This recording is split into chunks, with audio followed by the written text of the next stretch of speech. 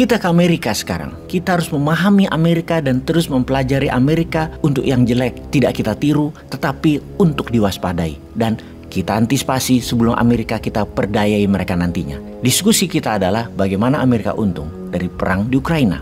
Informasi kali ini adalah untuk mencontoh pada saat nanti Indonesia tidak lagi dikelola old mind, di mana Indonesia pasti arahnya akan menjadi negara pengendali dunia atau global player. Indonesia bukan lagi seperti yang dikelola old minder, hanya dijadikan sebagai negara pasar produk negara besar. Atau Indonesia hanya jadi negara yang disedot sumber daya alamnya sampai habis. Hingga suatu saat nanti anak cucu kita terheran-heran karena sudah kekayaan alamnya habis, yang tersisa buat Indonesia hanya hutang yang menumpuk. Anak cucu kita pasti teringat, era siapa yang melakukan hal itu semua. Bener deh, anak cucu kita akan kita ceritakan apa yang mbah-mbahnya lakukan atau opung-opungnya lakukan dulu di masa old mind yang menghasilkan keanehan namun nyata. Anehnya bagaimana? Gak tahu gimana kelolaan negaranya waktu itu. Harusnya kalau kekayaan Indonesia habis karena dijual. Ya Indonesia dapat dolar lah setidaknya atau uang. Lah ternyata waktu dulu sama opung-opung kita kekayaan alam habis, hutang nambah banyak. Tapi di media-media kita dibilang negara Indonesia waktu itu negaranya maju dan berkembang. Lalu kemudian hari anak cucu kita pada nanya, apa yang berkembang coy? Ini kita masih tanggung hutang dan kita miskin, kekayaan alamnya habis. Kalau nggak habis kekayaan alamnya rusak, nggak bisa ditambang lagi. Karena nambangnya waktu itu brutal yang dilakukan oleh opung-opung dulu.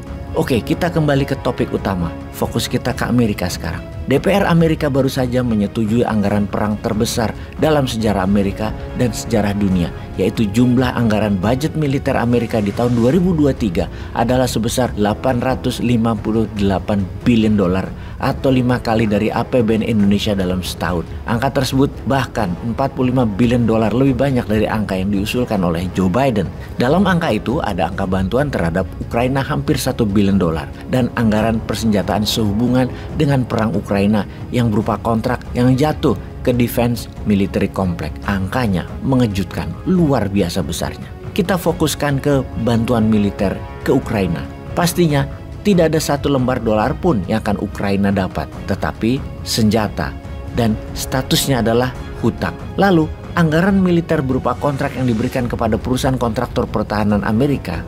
Oke, ini kita harus jelaskan dulu. Kita mundur ke bulan September tahun ini, di mana ada angka 311 juta dolar diberikan pemerintah Amerika kepada perusahaan Raytheon dan Lockheed Martin yang merupakan perusahaan kontraktor pertahanan terbesar di Amerika untuk membuat misil Javelin yang akan dikirim ke Ukraina. Kemudian di bulan Desember ini, minggu lalu, Raytheon dapat lagi kontrak untuk misil jarak jauh dari darat ke udara senilai 1,2 billion dolar untuk Ukraina. Dan setiap kontrak pertahanan mereka, harga saham mereka melejit naik. Nilai saham meningkat dan kekayaan naik pesat didapat dari konflik, dari darah yang tertumpah, dari perang Ukraina. Bahkan ketika perang baru mulai, banyak anggota DPR Amerika membeli saham-saham perusahaan defense kontraktor ini dan menjadi kaya dalam seketika.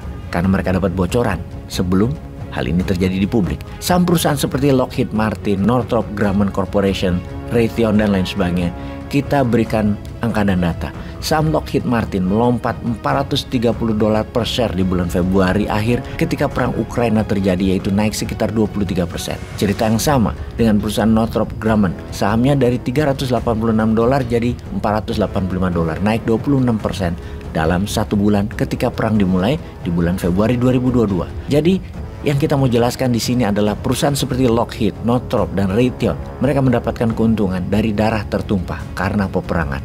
Sebuah hal yang kejam, sadis, namun didukung oleh pejabat di sebuah negara yang mengaku sebagai polisi dunia. Bahkan ada kalimat yang diucapkan jauh-jauh hari sebelum perang Ukraina terjadi. Sekali lagi, jauh hari.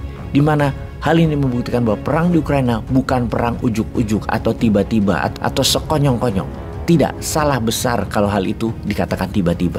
Bahkan bosman yang nobody aja sebulan sebelum Rusia menyerang Ukraina sudah mengatakan pasti Rusia masuk Ukraina dalam waktu dekat.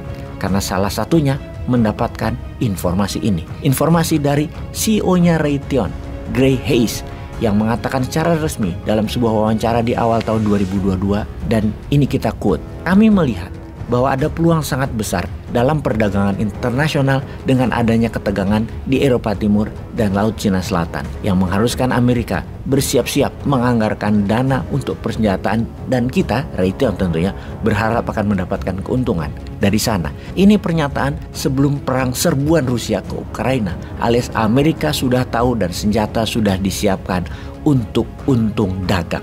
Defense kontraktor Amerika itu mendapatkan keuntungan dari konflik, dari perang, dari kerusakan, dari tumpah darah. Perang menguntungkan pemegang saham, investor, dan perusahaan alat perang memberikan 20% kontribusi untuk APBN Amerika. Perang adalah create demand negara Amerika. Dagang dan perang itu jadi APBN muter dan APBN untung. Bukan hanya memajaki rakyat ala negara cupu. Secara kejahatan kemanusiaan adalah perusahaan kontraktor yang dagang itu ternyata untung terus. Bahkan sampai Desember, saham mereka masih terus naik. Raytheon sahamnya naik 8%. General Dynamics sahamnya naik 12%. Lockheed naik 18%. Northrop naik 22%. Sekedar informasi, dalam 3 tahun terakhir, total anggaran militer Amerika ada 200 billion dolar untuk persenjataan nuklir. Dan ini sebuah angka yang bisa membuat dunia kiamat. Dari data ini, kita juga dapat simpulkan bahwa dunia persenjataan industrial military kompleknya Amerika itu kebal dari pejabat pusat pemerintahan, alias siapapun presidennya.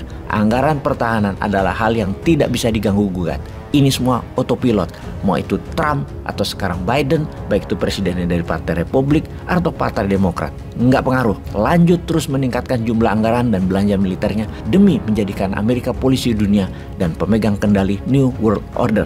Semua harus takut dan tunduk atas skenario Amerika. Sahabat, jadi apa kesimpulan yang kalian dapat dari informasi kali ini? Apa yang Indonesia harus lakukan kelak? Kalau yang sekarang sudah buat apa untuk Indonesia menjadi pemain global?